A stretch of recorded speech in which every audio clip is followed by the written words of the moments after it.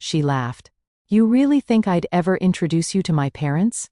Right in front of her friends, I just smiled and said, don't worry, you won't have to. Then I left without another word. Later that night, her best friend texted me something that made me sit up straight. I'm 29, work in digital marketing, and until 3 weeks ago, I thought I was in a solid relationship. Her name was Jessica. We'd been together for 2 years, not perfect. But I thought I'd never been. I thought we were building something real. I was wrong. Let me back up a bit. Jessica and I met at a mutual friend's birthday party. She was funny, ambitious, working her way up at a tech startup. We clicked immediately. Within 3 months, she'd basically moved into my apartment. We fell into this comfortable rhythm: grocery shopping on Sundays, Netflix every weeknight, weekend brunches at our favorite spot downtown. I thought I knew her. I thought we were solid. Sure, there were small things. She never really wanted me to meet her parents. Always had excuses. They're traditional, she'd say. I want to wait until we're more serious. 2 years felt pretty serious to me, but I didn't push. She also spent a lot of time with her college friends, which I thought was healthy. Independence in a relationship, right? I had my own friends, my own hobbies. I trusted her. The night it all blew up was supposed to be casual. Jessica invited me to meet her at this trendy bar downtown, where she was hanging out with her college friends. I'd met a few of them before, but this was a bigger group, maybe 7 or 8 people. I showed up around 8, found her at a table near the back, surrounded by mostly women and one guy I didn't recognize. She waved me over, didn't get up, didn't kiss me hello. Just a wave. First red flag I ignored. I sat down in the empty chair next to her, ordered a bourbon on the rocks, tried to join the conversation. They were talking about some trip they all took to Miami last year. I wasn't there, obviously. Jessica had told me it was a girls' trip, and I'd encouraged her to go, even helped her book the flight. So I just listened, nodded along, laughed when appropriate. I felt like an outsider, but I figured I'd warm up to the group eventually. Then one of her friends, Melissa, turned to me with this bright smile and said, "So when are you finally meeting Jess's parents? You guys have been together forever, right? Like 2 years?" I started to answer something casual like, "Hopefully soon." But before I could get the words out, Jessica laughed. Not a nervous laugh, not an uncomfortable laugh, a genuine dismissive laugh that cut through the noise of the bar. She looked at Melissa, then at me, and said, "You really think I'd ever introduce him to my parents?" The table went dead silent. I felt my face get hot, that prickly sensation you get when you've been slapped in public. Someone coughed. The guy across from me suddenly became very interested in his phone. Another friend stared into her wineglass like it held the secrets of the universe. Jessica just sat there smirking, swirling her martini, like she'd made a joke only she understood. I could feel everyone's eyes on me, waiting to see how I'd react. Would I yell?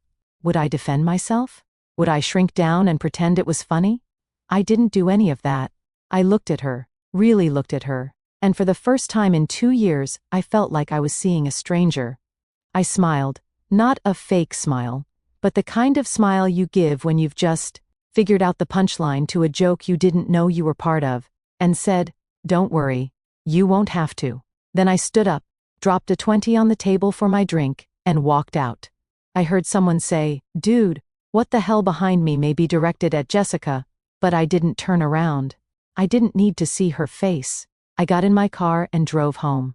My hands were shaking the whole way, not from anger, from adrenaline, from the sudden, crushing realization that I'd wasted 2 years of my life on someone who saw me as a joke. I expected her to text me, call me something, apologize, explain, beg me to come back. But my phone stayed silent for 3 hours. I sat on my couch, staring at the wall, replaying the moment over and over. What did I miss? How did I not see this? Was I just a placeholder? A warm body to fill space in her life until something better came along. Long then, at 11:47 p.m., my phone buzzed. But it wasn't Jessica. It was her best friend, Lauren. We'd always gotten along well. She was the one who told Jessica I was a good guy when we first started dating, who'd vouched for me. She was calm, reasonable, the kind of person who didn't do drama. The text said, "Hey, I need to tell you something. Can you call me?" I stared at that message for a full minute before I called her. My stomach was in knots. She picked up on the first ring. "Hey," she said. Her voice was tight, shaky, like she'd been crying. Or was about to. "What's going on?" I asked. "I'm so sorry about tonight," she said. That was completely fucked up. I told Jess that in the parking lot. "But there's more you need to know, and I can't keep quiet anymore." My stomach dropped. "What do you mean?" "Jessica's been seeing someone else for like 6 months." I couldn't breathe. The room tilted. "What?" "His name is Connor. He's some finance bro. She met at a networking event back in April. She's been telling us you guys are basically over, that you're just, I don't know, convenient. She said she's waiting for the right time to break up with you. But honestly, I think she just likes having you around. Financial security, emotional support, whatever. I didn't know the full extent until tonight when she was laughing about you after you left. She said you're too nice to make a fuss, that you just accept whatever she told you. And I couldn't sit with that anymore. You don't deserve this." I felt numb. 6 months? Yeah, I'm sorry. I thought you knew. I thought maybe you guys had some weird arrangement. But tonight made it clear you had no idea. And that's not okay. I thanked her. I don't remember what else I said. My brain was static. I hung up and sat there in the dark until 3 in the morning, just processing. 6 months, half a year. All those nights she said she was working late. All those weekends with the girls. All those times she'd been distant or distracted. She'd been with him. Then I started planning. Update 1. Jessica finally texted me the next afternoon. "Hey, can we talk? I think you overreacted last night." Overreacted. Like I was the problem. I didn't respond. Instead, I called my buddy Marcus, who works in IT security. I asked him a hypothetical question about shared cloud storage and whether someone could access another person's backups. He explained it to me. Turns out Jessica and I had been using the same iCloud family plan for over a year to save money, her idea ironically, which meant I technically had access to her photo backups if I knew her login, which I did because she'd used my laptop 100 times and her password was saved. I'm not proud of what I did next, but I was hurt and angry, and I needed to know the truth. I logged in. And there it was. Hundreds of photos. Her and this Connor guy. Vacations I thought she took with work friends, romantic dinners, hotel rooms with rose petals on the bed. There was even a photo of them from 2 months ago at what looked like his family's lake house, both of them in matching Christmas sweaters, his arm around her waist, her leaning into him with the kind of smile she used to give me. I felt sick. I downloaded everything. Then I logged out and cleared my search history, like I was committing a crime. She called me that night. I didn't pick up. She left a voicemail, her voice sweet, almost annoyed. "Look, I'm sorry I embarrassed you. I was drunk and stupid. Can we please just talk? I miss you." I texted back. "We can talk tomorrow. Coffee at Brood Awakening. 2 p.m. She replied immediately. "Okay. Thank you. I love you." I stared at those 3 words. I love you. Did she? Had she ever? I didn't respond. Update 2. She showed up 15 minutes late, wearing the blue sundress I'd bought her for her birthday. She sat down across from me, smiling like nothing had happened, like she hadn't humiliated me in front of her friends, like she hadn't been living a double life. "Hey," she said, reaching for my hand across the table. "I'm really sorry about the other night. I don't know what I was thinking. I was drunk and being stupid." I pulled my hand back. "Tell me about Connor." Her face went white, literally drained of color. "What?" "Connor, the guy you've been seeing for 6 months." She opened her mouth, closed it, opened it again. "Who told you that?" "Does it matter?" "It's not what you think," she said, and I almost laughed because that's what they always say. "We're just friends." Stop. I pulled out my phone, opened the photos folder and slid it across the table. "I have about 300 photos that say otherwise." Her hand shook as she picked up the phone. She scrolled for maybe 5 seconds before she put it down, her eyes filling with tears. "How did you iCloud family plan?" I said, "You're terrible at technology, by the way. You should probably change your password." She started crying, real tears this time, not the manipulative kind she'd use when she wanted something. These were panicked, desperate tears. I didn't mean for this to happen. Connor and we connected. We met at this event and started talking. And it just happened. But I do care about you. I didn't want to hurt you. You didn't want to hurt me, I repeated slowly. But you humiliated me in front of your friends, spent 6 months lying to my face and let me think we had a future together while you were planning your life with someone else. I was confused, she said. I didn't know how to end things with you. You're so good to me. You're stable and kind and convenient, I finished for her. That's the word Lauren used. Convenient, she flinched. She had no right. She had every right, I said. She's a better friend to me than you ever were a girlfriend. We're done, Jessica. I want you out of my apartment by the end of the week. I'll stay at Marcus's place until you're gone. Leave your key on the counter.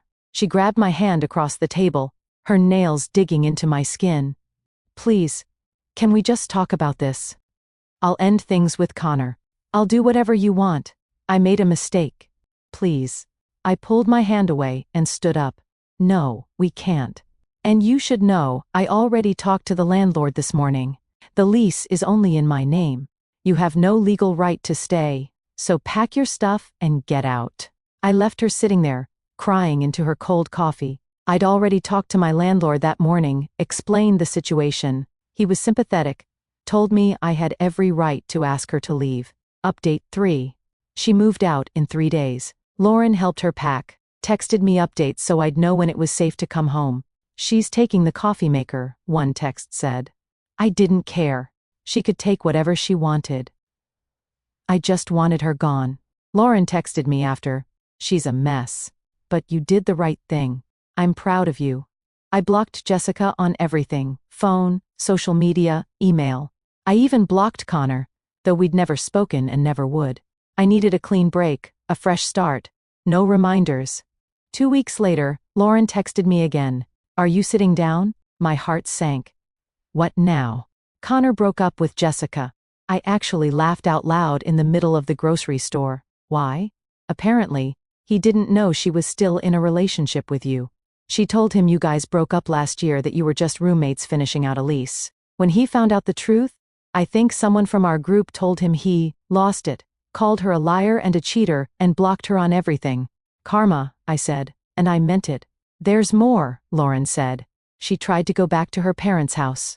They kicked her out. What? Why? Her mom found out about the whole thing. Jessica's parents loved you, by the way. They thought you were going to propose. Her mom had been asking about you constantly. When they found out what Jessica did, her mom told her she was embarrassed to call her daughter, said she didn't raise her to be a cheater and a liar. I didn't know how to feel about that. Part of me felt vindicated, like the universe was balancing the scales. Part of me just felt sad. Sad for the time I'd wasted, sad for the person I thought Jessica was, sad for the future I'd imagined that would never exist. Final update. It's been 3 weeks since I walked out of that bar. Jessica is apparently staying with Melissa now, the same friend who asked the question that started everything. I heard through Lauren that she's been trying to reach out to me through mutual friends, asking if I'd give her another chance, saying she's learned her lesson and grown as a person in 3 weeks. I won't. Last week, I went on a date with someone new. Her name's Rachel. We matched on Hinge. She's a 4th grade teacher, loves hiking, has a golden retriever named Pepper. On our first date, we talked for 3 hours and closed down the restaurant. On our second date, she asked me, "So, when do I get to meet your friends? I want to know the people who are important to you." I smiled and said, "Whenever you want." She squeezed my hand across the table and said, "Good answer." I'm not healed yet. Some days I still think about Jessica, about what I missed, about how someone can lie to your face for 6 months and sleep next to you at night. I think about all the signs I ignored, all the red flags I explained away because I wanted to believe we were happy. But I'm getting there, and I know now what I won't accept. I won't be someone's joke. I won't be convenient. Lauren told me yesterday that Jessica has been posting cryptic Instagram stories about losing the one and regret. And if I could turn back time, I haven't looked. I don't need to. That chapter is closed. I'm moving forward. I'm building something new. And honestly, I've never felt lighter.